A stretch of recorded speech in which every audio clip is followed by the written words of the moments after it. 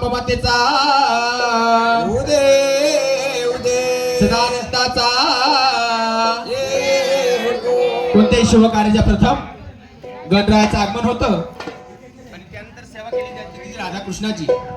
हा हे गणराया पडतो मी पाया अशीच असू दे आंबावर छाया. हे गणराया